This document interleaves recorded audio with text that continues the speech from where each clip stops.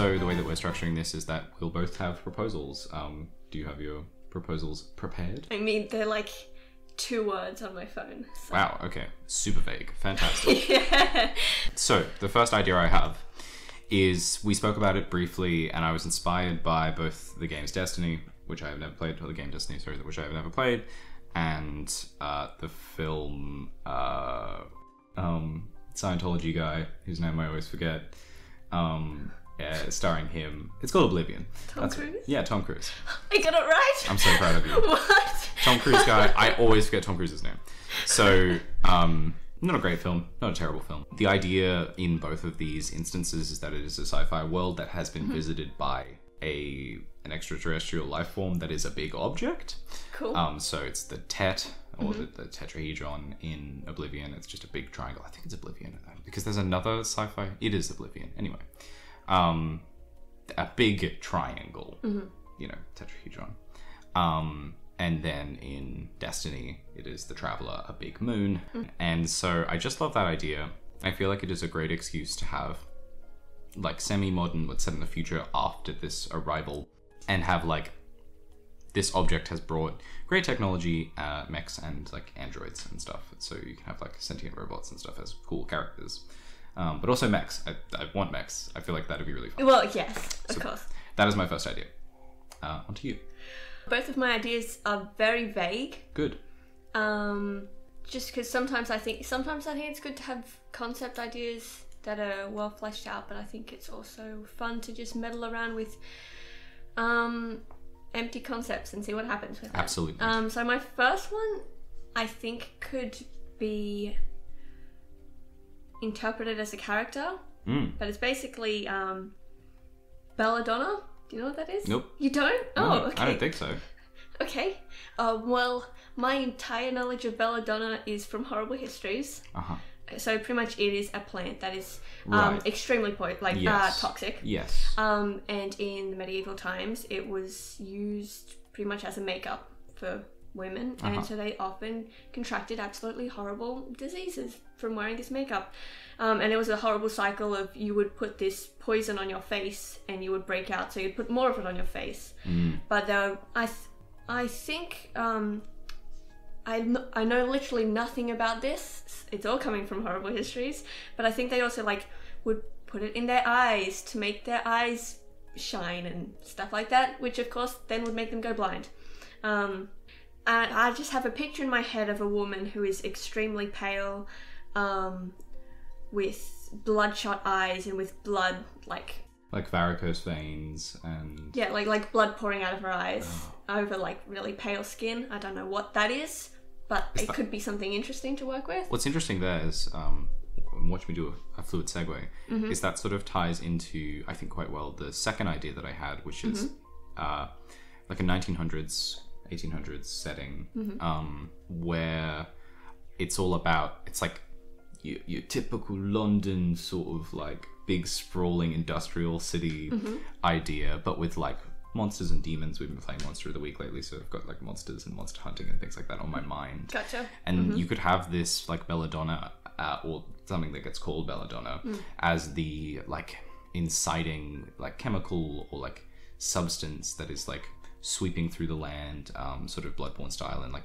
making monstrosities and things like that. I feel like that would be, that sounds cool. Really cool. Let me just double check, because I very, very briefly looked up Belladonna, and I remember it had a different name that was really cool. Is it Nightshade? That was it. Okay, I didn't know Deadly Nightshade. Yeah. Because it's never, no one ever says Nightshade. They always say Deadly Nightshade. Yeah. That's like a thing. Yeah. It's like the River Thames as opposed to the Thames River. You say Deadly Nightshade as opposed to just Nightshade. I wasn't sure if they were the same thing, because I make jokes about Deadly Nightshade all the time. I think it's really funny. I don't know why. Okay. It's just a good punchline when someone's like, what is the main ingredient in this pancake you've made? And I'm like, oh, Deadly Nightshade. And anyway. Okay, so yeah, like Belladonna and Nightshade. That is really cool, and yeah, ties into, I wanted to, with my second idea, I wanted to like explore themes of industry as evil, like modernity is evil, and it like begets monstrosities and demons and things like that, which I think would tie into like the modern ideas of beauty are the literal cause for monsters and cool. rot and demons and stuff like that. And then chaos and wilderness are like good. They're like the counterpart to that. And those are the two forces. Okay, cool. I like that. Okay. Yeah, that was my second idea. Cool. I like that. I never really thought that maybe these ideas could tie together and we could end up using... I'm sure it's going to happen a lot. Okay. Yeah. Well, I'll mention my last idea. I have just started doing a course at uni on the history of magic and witchcraft in ancient Greece and Rome, which is awesome. So we'll be looking a lot at spells and stuff. And something was mentioned yesterday, just a concept that we briefly touched on, which I think could be cool, which is that of original fire. Oh, I think I know. Pretty much just that they mentioned that sometimes a spell ingredient is fire and it has to be original fire. So it's not like you have a torch burning on the wall and you can go and light a stick from that and use that in a spell. You need to create it yourself. I think that's what it is. Yeah, for sure. And well, that's because it's a big concept in pre-medieval society. So instead of like making a fire is really hard, so you just take a small amount of the fire with you, and you have like little structures that you can bring embers with, and then just light the next fire. So original fire is a difficult thing to achieve. Yes. Absolutely. So this would be a sort of like medieval / like pre-medieval society. That's very cool. Yeah, and I don't know if that would lead into an entire society or community, or whether it's just an event or a scene that could come from that. Oh no, absolutely. I mean, like with the scope of the world, there could be like world spanning, or it could just be like a region. You know, we were just watching a video about local area as your whole world for a Dungeons and Dragons campaign. Yeah. And like scope is something to consider always with these things. But that's really cool. Two ideas that you basically like, two little objects or things, like physical entities that are the branching parts for whole worlds. Okay, cool. So now, what from that list interests you most? This is going to be difficult because I like all the ideas. And well, we have more time. Yeah, are we going to like hold on to the ones we don't use and for sure. Put them in a list and come back to some? Yeah. Maybe if it's, I think like in a couple of weeks, it's like I'm going to re-pitch the idea about the big object in space because I think it's cool and I've had ideas about it. Yeah. And then you're going to again go, no, that's dumb and I hate it. That's not what I think. I think it's really cool. Okay. Yeah. I believe you. Okay, thank you. But even if we pick an idea and people who are listening have their own concepts and want to like of other ideas and they Absolutely. seem particularly drawn to another one on the list, we could visit that in the next week or so on. For sure. If someone has ideas for what to do with the big object visiting the planet and what comes after, let us know. Totally. Personally, I am very like drawn to the Belladonna, Nightshade, 1800s, 1900s. I think that could sort of mix there between those two ideas. Yeah, I agree. I see this very like Bloodborne-esque, very cool, Gothic-esque world. Cool. Sounds like we're going with that one then. All right, let's go with that one. Cool. So, how do we want to start out with this? So, do we want to do real world Earth, alternate history sort of thing, or make a bespoke world that is Earth reminiscent but has like fantasy races and stuff like that? I don't know. I kind of like an alt history. Me too. I've never really explored that before. Oh, really? In my own world building, I think that could be interesting. Yeah, well, let's go with that. Like literally, I think set it in London. Yeah. Like. Oh, sorry. No, yeah. The picture that comes to my head is, I think I've mentioned this episode of Doctor Who to you before. A lot of my touchstones are going to be from Doctor Who. Oh, for sure. It's a huge, like I had that big face as well, don't worry. Yeah. Phase? It's not a phase for you. No, it's really not. It's look, I can the talk to you. foundation of my personality. I can talk to you about space vampires for ages. Like. Okay. So the episode I'm thinking of is Matt Smith, Clara, when people are being adopted into this small town called Sweetville, and they're pretty much being frozen so they will survive the oncoming apocalypse to live in the next utopia. Yeah, you told me about this one, and Something I like that. have no recollection of it, having seen all of Matt Smith. So you're the sole wielder of this knowledge. Okay, well... That is awesome. Okay. So we're doing... What sort of tone for this world? Like, my immediate inclination is gritty, but do we want sort of, like, a more whimsical style of gritty? I feel like this is... Dark isn't the right word that I'm feeling, but I'm picturing something very dirty and lots of blood and violence and stuff like that. Okay. Almost like thriller kind of. For sure. Those are the stories that would be told in this world. Yeah. What I was thinking with my original setting idea is that most of the stories would center around, like, monster hunters, essentially. It's like, this young woman has been murdered by a beast and torn apart, and so now this group of people have to solve what, like, lycanthropy has overtaken the people of this, like, and it, like, leads to a butcher's shop, and the butcher's a werewolf now, but, like, a were-rat or something like that. Oh, cool. You know, like, and he's, maybe it's the nightshade, the belladonna, that is the, like, drug kind of thing. But it's like a plant that is used. It's called nightshade. It's called belladonna, but that's not like what it is, obviously. Because it doesn't just kill you. It unmakes you and remakes you into something new. It's sort of how I'm thinking. I kind of can I show you this episode of Horrible Histories that I'm thinking of? For sure. And also I'll put it in the Discord so other people can have a look at it, just to know the kind of perspective that I'm looking at this concept from. Yeah. So. Well, we're back, and I couldn't find the video. Horrible Histories does not exist easily on the internet unless it is behind a paywall that we could not find. Yeah, I mean, you could just buy it, but... I think that would take more time and investment than is necessary. Yeah, I mean, if someone else can find it out there, that would be lovely. Yes. I think it's...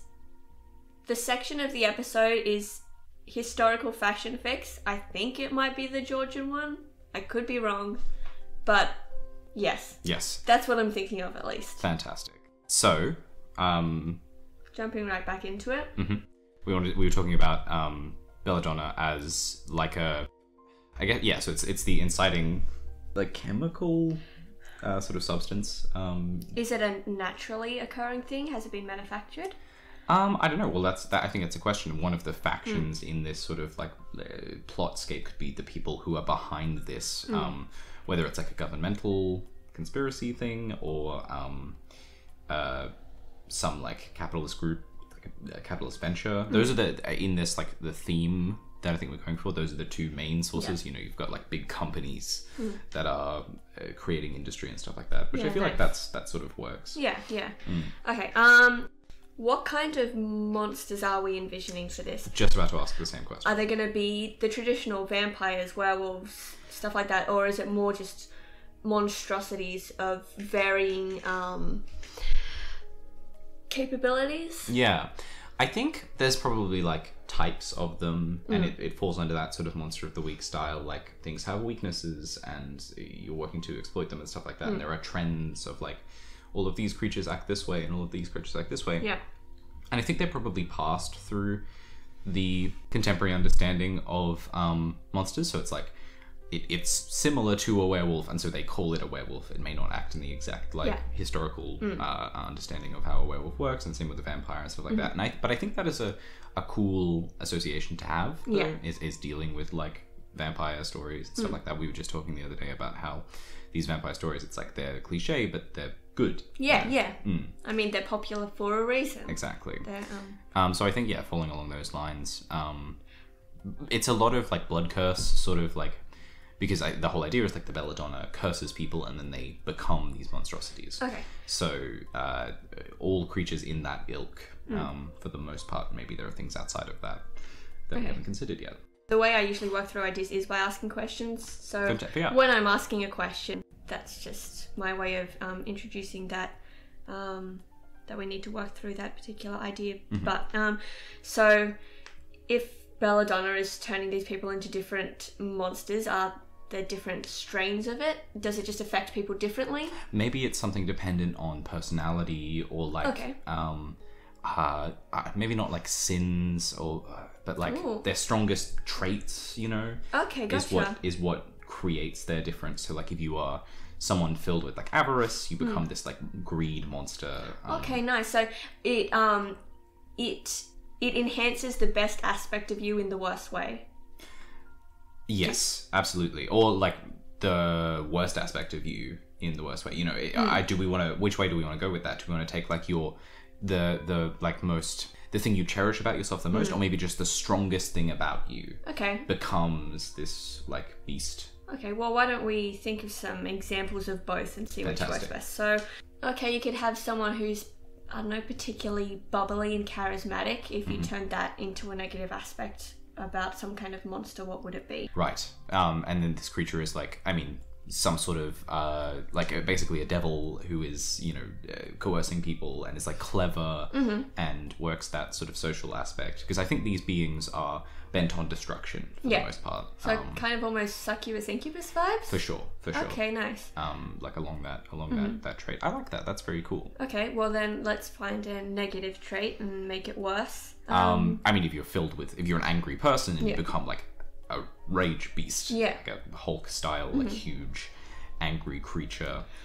Okay then, what if we could even have it that there are two different strains, just to make it more difficult for people to figure out what's going on. For sure, okay.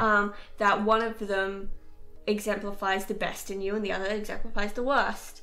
And because I imagine there'd be some kind of group of people trying to figure out what's going on in this scenario. Yes. And if there are two different strains, it's going to make it a lot more difficult for them to figure out what's actually going on. That's really interesting. They might find the person who is this kind of succubus, incubus kind of character and go, well, maybe they were particularly promiscuous and they're seeing it as a negative trait when it was actually a positive one, and maybe... And I guess like working into what is a negative trait and what is a positive trait is very like your best trait and your worst trait. It's very nitty gritty, like it gets a little wiggly in there because it's very perspective based. Yeah, definitely. You know, maybe someone thinks that their best trait is their rage. Yeah, and maybe... I don't want to be friends with that person, but maybe there is someone. Yeah, and depending on people's world perspectives, being... bubbly and promiscuous is a good thing. Yeah. For some people that's a good thing, and for some people it'd be a very, very bad thing. Yeah, exactly. So whether it's the person with the traits that determines whether it's their best or worst trait. Right. I think that would probably be how it works, is like the thing that you hate about yourself in the worst trait becomes the seed for which your mutation is kind of a mutation. Okay, well... Whereas the thing that you are most proud of and the thing that you think is the best part about you.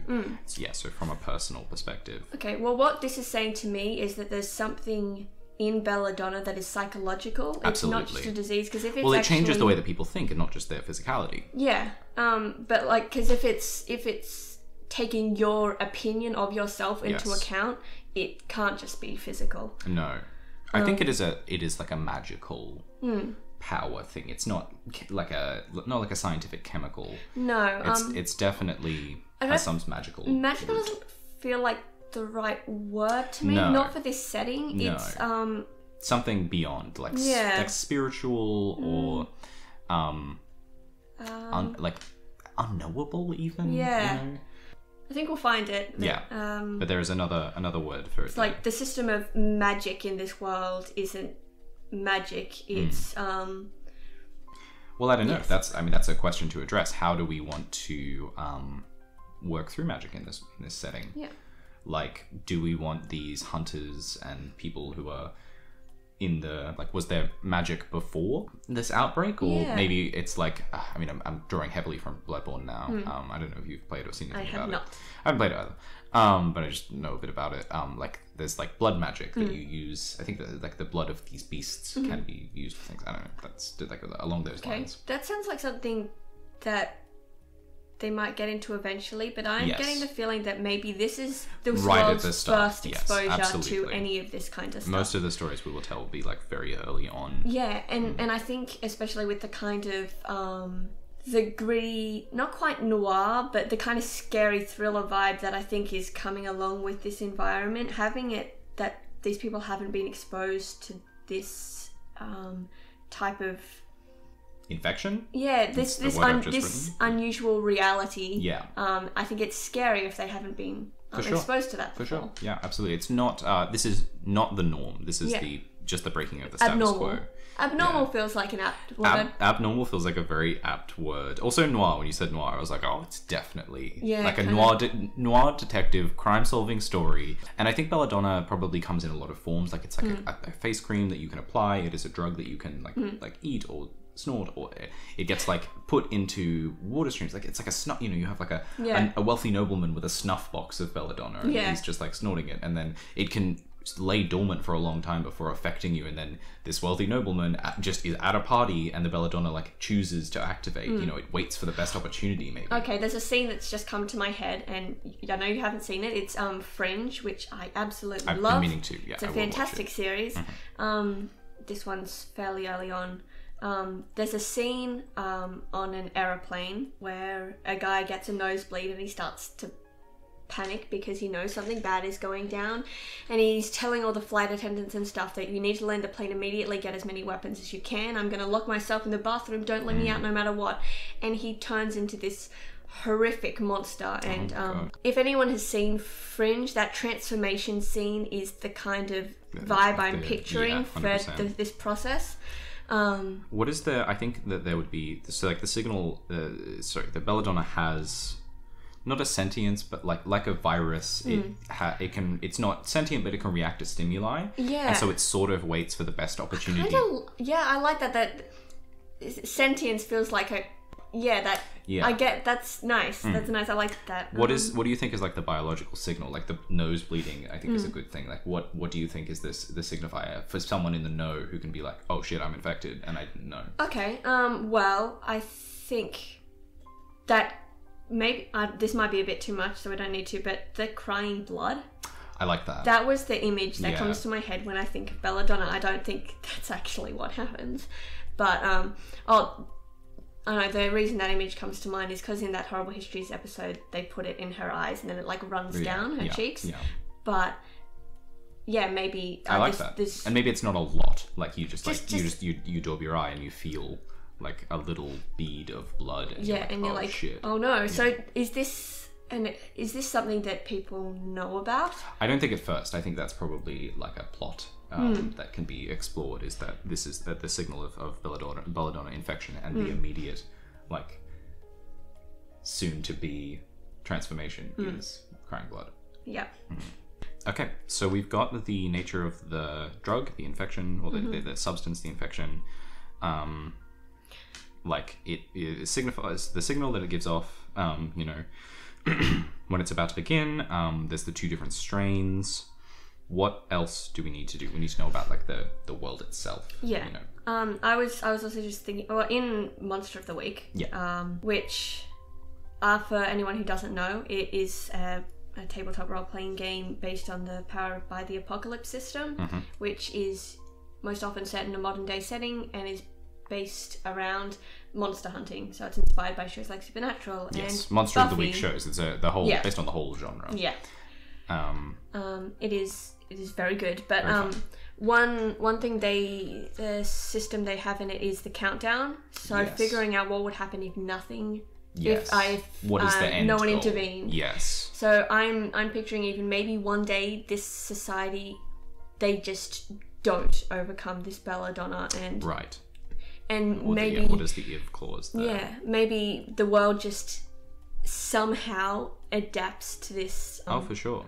Well, okay, that's a good question. What happens to after prolonged, not like prolonged exposure, but like most of these beasts are being like early days are being hunted and dealt with, but I think they can also, like we talked about the idea of like werewolves. So a werewolf is a big thing of like turning into the beast and then turning back into a person. Yeah.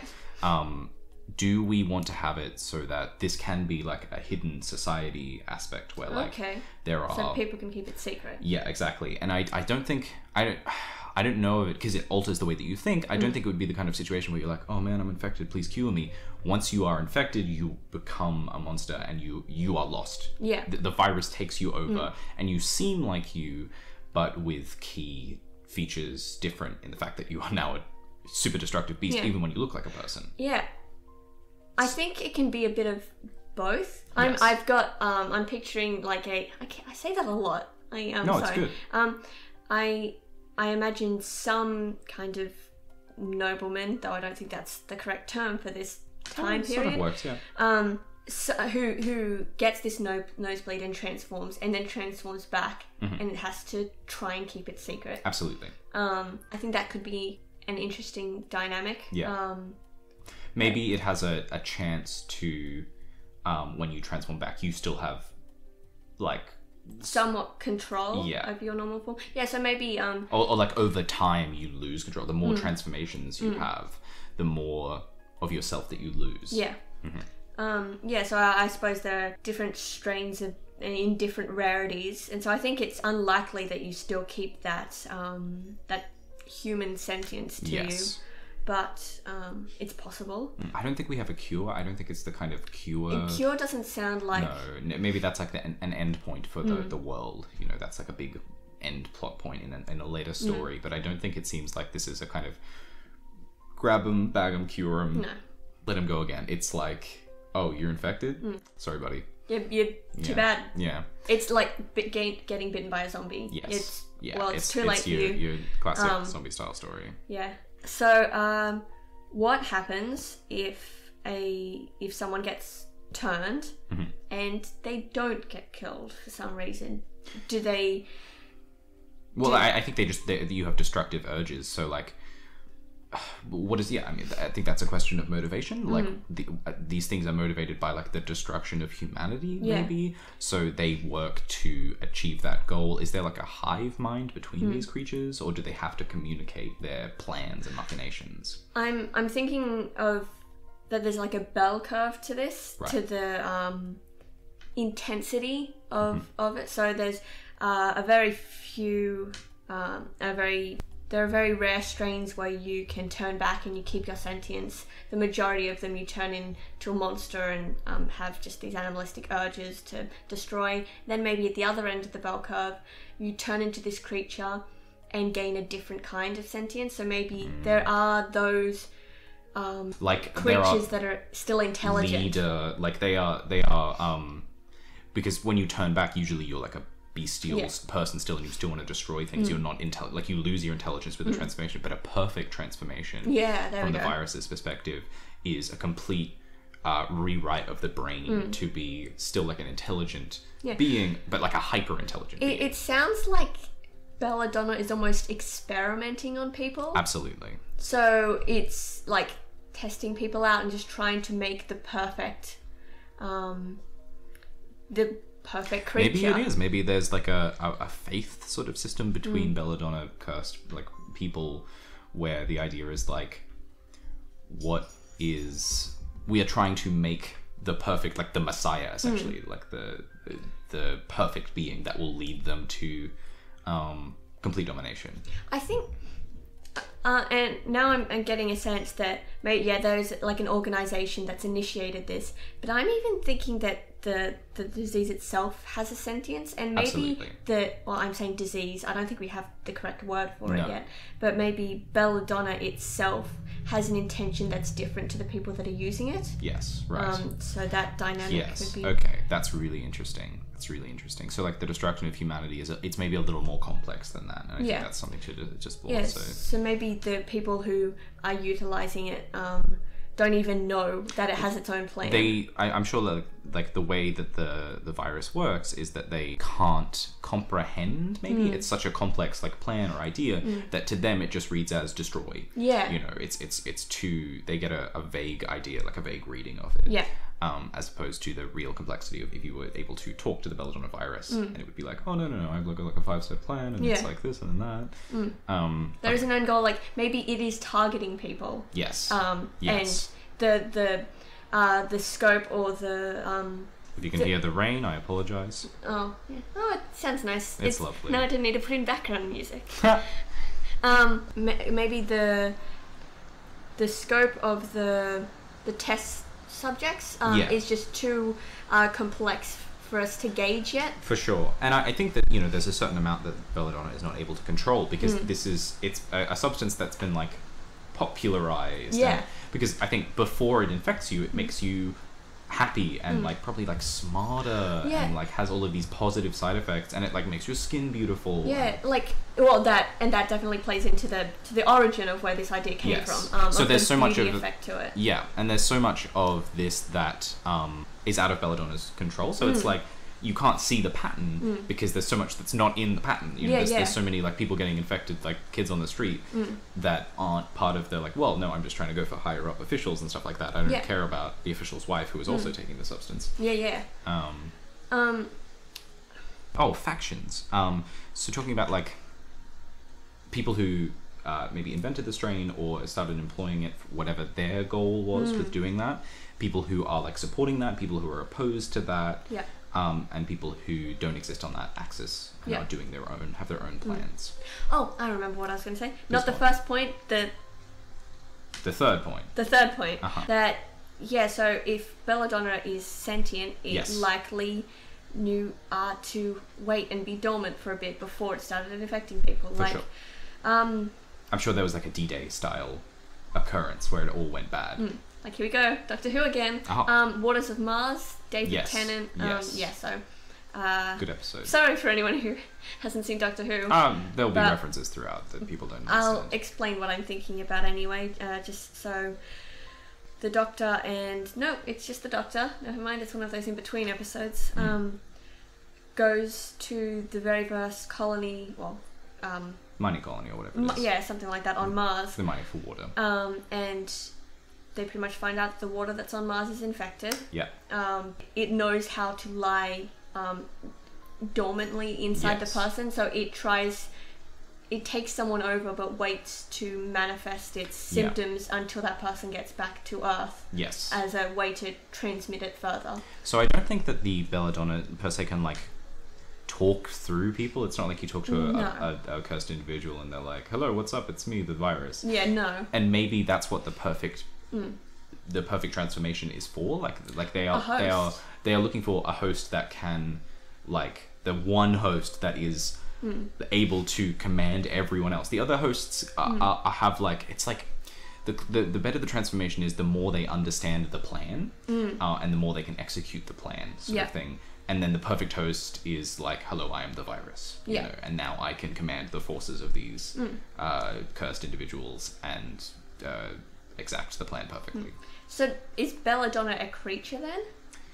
Is it just a creature in a form that we just don't know how to comprehend? So. Yeah, I think it's like a virus is probably a good, because that's what viruses do in a sense. Viruses and stuff like that, they have like, no, not sentience, but they have like routines. Like, whereas though I think a virus seems to be millions of different bodies coordinating. This might just be somehow one creature. Yeah, and it's just like trying to interact with humans, but failing very badly, and then making these horrible, like trying to make a perfect sort of trying to do. I mean, I guess the original.